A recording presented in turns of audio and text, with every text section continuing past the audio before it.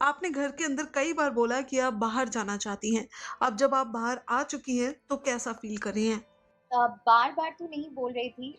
जब मैं टूट चुकी थी तब मैंने बोला था डेफ़िनेटली, बिकॉज़ घर के वाइब्स ऐसे होते हैं, माहौल, सिचुएशन, सर्कमस्टेंसेस ऐसे हो जाते हैं कि आपको लगता है कि आप और नहीं सँभाल पा रहे हो अपने आप को, और आप कंप्लीटली जब टूट जाते हो तो आपको अपने अपनों की ज़रूरत होती है और आपको ऐसा लगता है कि काश मैं अपने अपने से बात कर सकती हूँ। जो कि मैं कोशिश कर रही थी कि मैं बिग बॉस से एक बार अपनी बातें, अपनी फीलिंग्स, इमोशंस की ज़िक्र कर पाऊँ और उनको बता पाऊँ कि what I was going through, जो कि नहीं हो पा रहा था। सो डेफ़िनेटली समवेयर ऐसा हो जाता है, you are just a lost puppy, you know, और आपको समझ में नहीं आता है, तो आपको तभी लगता है कि काश, जब हम बीमार होते हैं तो ऐसा नहीं लगता है कि काश मम्मी से एक बार बात कर लेते, या काश मम्मी होती यहाँ पे। कितने भी आपकी उम्र हो जाए और कितने भी हो जाए हम लोग, तो ऐसा नहीं होता है कि काश मम्मी होती वहाँ पे। So yeah there have been times and there have been situations, but बार-बार तो ज़िक्र नहीं किया है। डेफ़िनेटली बुरा लगा कि इस तरह से जर्नी ख़त्म हो गई है कहीं न कहीं।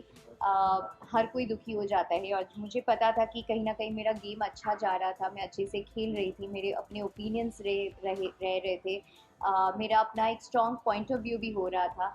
सो या आई वाज़ लिटिल सैड। कई बार घरवालों ने आपको टारगेट किया और कहा कि एमसी स्टैन से आपकी दोस्ती सिर्फ़ उनकी पॉपुलैरिटी की वज़ह से है। उस पर आप क्या कहना चाहेंगी? See, if you're a woman and if you're in the house, it is a difficult ride for you and it comes with a lot of challenges inside the house, ठीक है। मुझे जेन्युइनली नहीं पता था कि कौन एमसी स्टैन है। क्या आप में से अगर यहाँ पे 20 लोग खड़े हैं, दिल पे हाथ रख के बोलना कि इनमें से कितने लोगों को पता था कि कौन एमसी स्टैन है। राइट, सो 20 में से मे बी एक एक इंसान ने हाथ उठाया, सो बहुत सारे लोगों को नहीं पता था। करेक्ट, सो मुझे भी नहीं पता था, राइट। मैं जाने से पहले जब मेरे टीम ने बताया कि कौन कौन जा रहे हैं, हम सब अपना देखते कि अच्छा कौन है, तो मैंने वो 80,000 वाला एक वीडियो देखा था and I had no clue about it. But मैं डे वन से उनके साथ फ्रेंड्स थी। अगर मेरा कोई इक्वेशन रहता उनके साथ, या मेरा ऐसा था कि मुझे उनको यूज करना था, तो I would have stuck around, right. Shaleen के साथ जो आपकी दोस्ती थी, आपने उसमें बहुत कुछ एफ़र्ट्स डाले, लेकिन शालीन ने आपके साथ बदतमीज़ी की।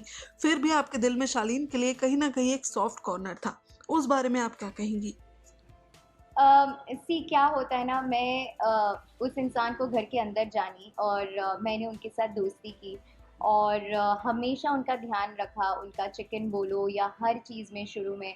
एंड जब मैं धीरे धीरे उनके साथ और टाइम स्पेंड करने लगी, तो मुझे पता चला that he is a manipulator, और बहुत ज़्यादा अग्रेशन दिखा रहा था, चीज़ों को लात मार के फेंक देना या मेरे ऊपर चार्ज करके आना, he was on the verge of hitting me.